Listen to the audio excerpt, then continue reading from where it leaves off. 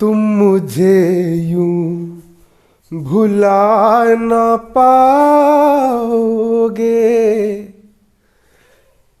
देखिए बच्चों, आज हम कक्षा 10वीं की गणित का अध्याय 3 चैप्टर 3 दो चर वाले रैखिक समीकरण युग्म, आज हम इसको हल करने वाले हैं। और आज हम अध्याय 3 का एग्जाम्पल नंबर 17 पढ़ने वाले हैं, है ना। एग्जाम्पल 17 आपको यहां पर ये बोल रहा है 17 एग्जाम्पल 17 यहां पर आपको ये बोल रहा है समीकरणों के निम्न युग्म को हल कीजिए। यहां पर आपको दो समीकरणों के युग्म दिए हैं। पहला युग्म दिया है 2/x धन 3/y बराबर 13 और दूसरा दिया है 5/x ऋण 4/y बराबर ऋण का 2। और इन दोनों को यहां पर आपको हल करना है। ठीक, यहां पर इसको हम करते हैं हल। तो यहां पर हम लिखेंगे दिया है समीकरण। यहां पर हम क्या लिखेंगे? दिया है। क्या दिया है यहां पर आपको? समीकरण दिया है। क्या दिया है? समीकरण। और समीकरण क्या दिया है? पहला समीकरण दिया है 2/x 2/x धन का हो गया धन 3/y का हो गया 3/y बराबर यहां पर आपका दिया है 13। ठीक, और दूसरा समीकरण यहां पर आपको दिया है 5/x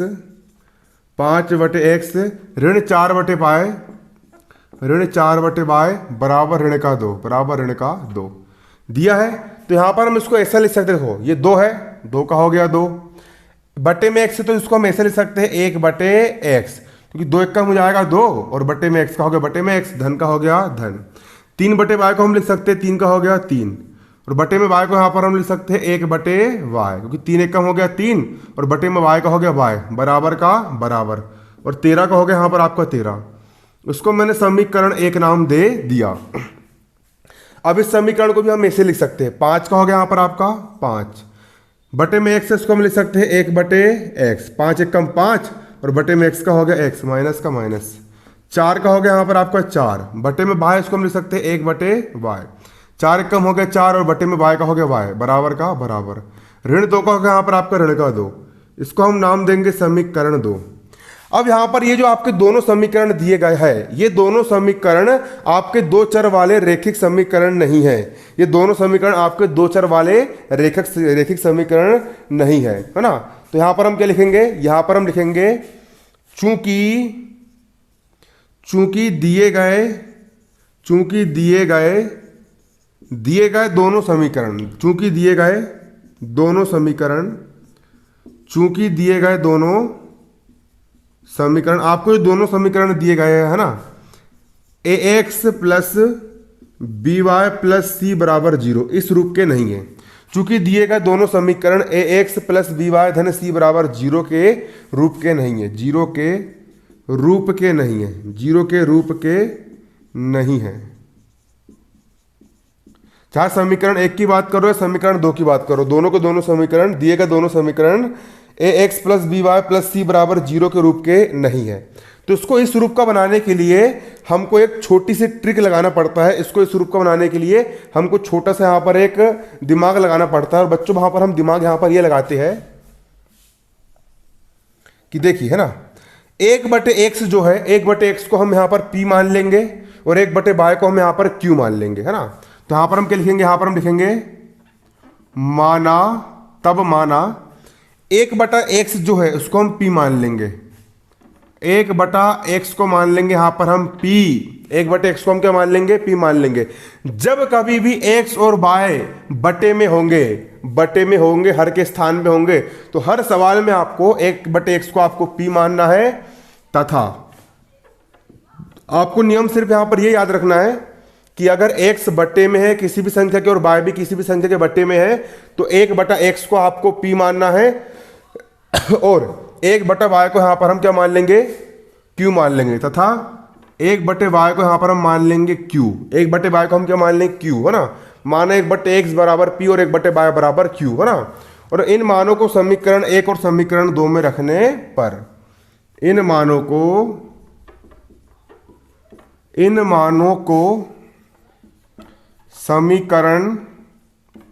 समीकरण 1 और 2 में रखने पर, समीकरण 1 व 2 में रखने पर, ठीक। अब समीकरण 1 में मान रख दे रहा हूं मैं, 2 का हो गया यहां पर आपका 2। अब यहाँ पर लिखा है 1/x, 1/x का मान कितना है, 1/x का मान है p, तो 1/x का मान रख दिया मैंने p। धन का हो गया यहाँ पर आपका धन, 3 का हो गया यहाँ पर आपका 3। ये लिखा है 1/y, 1/y का मान कितना है, 1/y का मान है q, तो 1/y का मान रख दिया मैंने q, बराबर 13 का हो गया यहाँ पर आपका बराबर 13। ठीक, इसको हम समीकरण 4 नाम देंगे, इसको हम क्या नाम देंगे, समीकरण 4 नाम देंगे।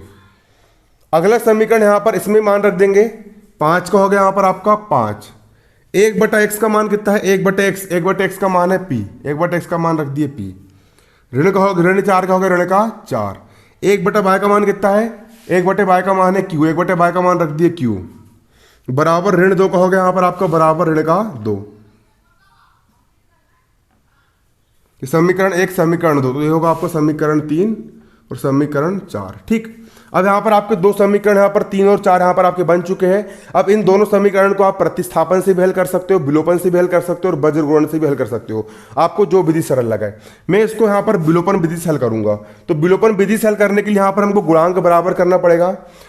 तो यहाँ पर p का गुणांक, यहाँ पर q का गुणांक 4 है और यहाँ पर q का गुणांक 3 है। तो गुणांक बराबर करने के लिए, है ना, नीचे वाले 4 का गुणा ऊपर वाले समीकरण 3 में कर देंगे और ऊपर वाले 3 का गुणा नीचे वाले समीकरण 4 में कर देंगे। तो 4 का गुणा समीकरण 3 में करने पर और 3 का गुणा समीकरण 4 में करने पर, है ना। ठीक, और गुणांक बराबर करने का यही नियम होता है, ऊपर वाले 3 का गुणा नीचे वाले समीकरण से और नीचे वाले 4 का गुणा ऊपर वाले समीकरण से। और उसके बाद यहाँ पर चिन्ह अलग अलग है, यहाँ पर चिन्ह कैसे है, अलग अलग है। एक है धन वाला तो दूसरा है ऋण वाला। अगर चिन्ह अलग अलग होते हैं तो दोनों समीकरणों को यहाँ पर हम जोड़ देंगे। क्या कर देंगे, यहाँ पर हम दोनों समीकरणों को जोड़ देंगे, है ना। तो समीकरण 3 में 4 का गुणा करने पर और समीकरण 4 में 3 का गुणा करने पर, यहाँ पर हम लिखेंगे समीकरण 3 में 4 का, समीकरण 3 में कैसे कर देंगे 4 का, समीकरण 3 में 4 का एवं समीकरण 4 में 3 का कर देंगे, एवं समीकरण 4 में कितने कर देंगे हम, 3 का कर देंगे। समीकरण 4 में 3 का गुणा कर दोनों को हम जोड़ देंगे। जोड़ क्यों रहा है, क्योंकि यहां पर चिन्ह अलग अलग है इसलिए हम जोड़ रहे हैं, है ना। गुणा कर जोड़ने पर, ठीक, गुणा कर देंगे यहां पर हम, है ना। नीचे यहाँ पर 4 है, 4 का गुणा समीकरण 3 में कर रहा है तो 4 का गुणा इससे भी होगा, 4 का गुणा इससे भी होगा और 4 का गुणा इससे भी होगा। 4 दूनी होता है यहाँ पर आपका 8, p का हो गया p, धन का हो गया धन। 4 तिया होता है यहाँ पर आपका 12, q का हो गया q, बराबर का बराबर। और 4 में 13 गुणा करेंगे तो 13 चौ 13 कम 13, 13 दूनी 26, 13 तीन 40, 13 चौ 52, 13 चौ जाएगा यहाँ पर आपका 52। इसके बाद 3 का गुणा समीकरण 4 से करेंगे, 3 का गुणा 5 से भी होगा, 3 का गुणा 4 से भी होगा, 3 का गुणा 2 से भी होगा। 3 5 15, p का हो गया p, माइनस का माइनस, 3 चौ 12, q का हो गया q, बराबर ऋण का हो गया यहाँ पर आपका ऋण और 3 दूनी हो गया यहाँ पर आपका 6। ठीक, अब जोड़ देंगे इनको तो 15p और 18 8p कितने जाएंगे, 15 और 8 को जोड़ दो, 8 5 13 का 3 हासिल का एक और 23p, कितने p हो जाएंगे 23p। 12p धन का 12p ऋण का, धन वाले से ऋण वाला कैंसिल हो गया, बराबर का बराबर। 52 में से 6 घटाओ, 52 में से 6 का कितना बचेगा यहाँ पर आपका 46 बचेगा, कितना बचेगा 46 p। अब अगले स्टेप में p का हो गया p बराबर 46 का हो गया यहाँ पर आपका 46, बराबर किस तरफ 23 बटे में, इसको इस तरफ लाएंगे, बराबर किस तरफ 23 गुणे में पक्षांतर करेंगे, 23 आ गया आपका बटे में, 23 से कम 23 और 23 दूनी आ गया यहाँ पर आपका 46, 23 से कम 23, 23 दूनी कितना आ गया 40, p बराबर 2 आ गया। p का मान कितना आ गया, p बराबर 2, यहाँ पर आपका मान निकल करके आ गया, p बराबर 2, यहाँ पर आपका आंसर निकल करके आ गया, p का मान निकल करके आ गया। अब p का मान तो यहाँ पर हमने निकाल लिए, अब यहाँ पर हमको q का मान भी निकालना है। किसका मान निकालना है, यहाँ पर हमको q का मान भी निकालना है। तो q का मान निकालने के लिए हम p के मान को समीकरण 3 में रख देंगे तो आपका q का मान निकल जाएगा। तो यहाँ पर हम लिखेंगे p का मान समीकरण 3 में रखने पर, p का मान समीकरण 3 में रखने पर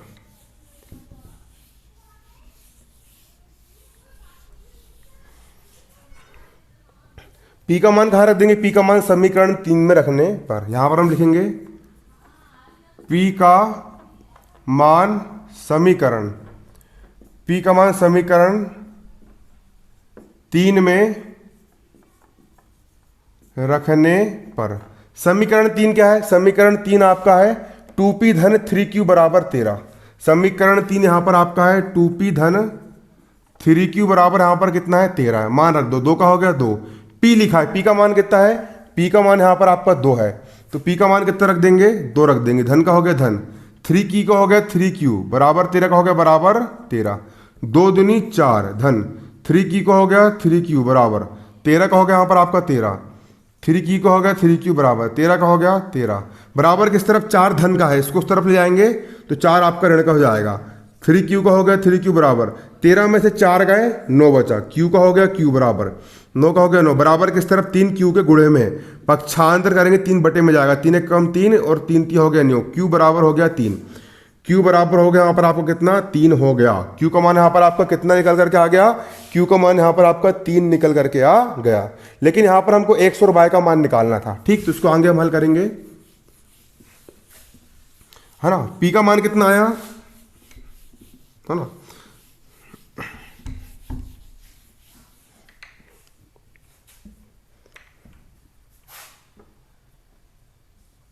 इसको आगे हम हल करेंगे। देखिए अब अतः p बराबर आया आपका 2, p का मान आया आपका 2 और कोमा q बराबर आया आपका 3। q का मान कितना आया? q का मान आया यहाँ पर आपका 3। p का मान आ गया यहाँ पर आपका 2 और q का मान कितना आ गया? q का मान आ गया यहाँ पर आपका 3। q का मान कितना आ गया यहाँ पर आपका? 3 आ गया। तब हमने क्या माने थे? हमने माने थे कि 1/x बराबर p है, माने थे ना शुरू में। और हमने माने थे 1/y बराबर यहाँ पर आपका q है। 1/x का हो गया 1/x बराबर p का मान कितना है? p का मान है आपका 2 कोमा 1/y का हो गया 1/y बराबर q का मान कितना है यहाँ पर आपका? 3 है। इसके बटे में कुछ नहीं 1 मान लिए, इसके बटे में कुछ नहीं 1 मान लिए। अब गुणा कर दो। अब इसको पलटा देंगे, 1 चल जाएगा ऊपर, 1 आ जाएगा नीचे। 1 चला गया ऊपर, 1 आ गया नीचे, है ना, ठीक। और यहाँ पर 1 चल जाएगा ऊपर और 2 जाएगा नीचे, 2 जाएगा नीचे। पलट दो, इसको पलट दिए तो 1 ऊपर 1 नीचे, बटे के 1 को नहीं भी लिखेंगे चल जाएगा। बराबर का बराबर, इसको भी पलट दिए, 1 चल गया ऊपर और 2 आ गए नीचे, तो x का मान आ गया 1/2। इसको पलट दो, बाय चल जाएगा ऊपर, 1 आ जाएगा नीचे, बाय चला गया ऊपर, 1 आ जाएगा नीचे बराबर। इसको पलट दो, 1 चल गया आपका ऊपर और 3 आ जाएगा आपका नीचे। इसको पलटी मार दिए तो ये हो गया। इसको पलटी, अगर बराबर किस तरफ वाले को पलटी मार रहे हो तो बराबर किस तरफ वाले को पलटी मारना पड़ेगा। और यही हो गया आपका आंसर। 1 से बराबर आ गया 1/2 और y बराबर आ गया 1/3। ये आपके सवाल का क्या है? यहाँ पर आपका आंसर है। धन्यवाद। जय हिंद, जय भारत। सवाल को उतार लीजिए।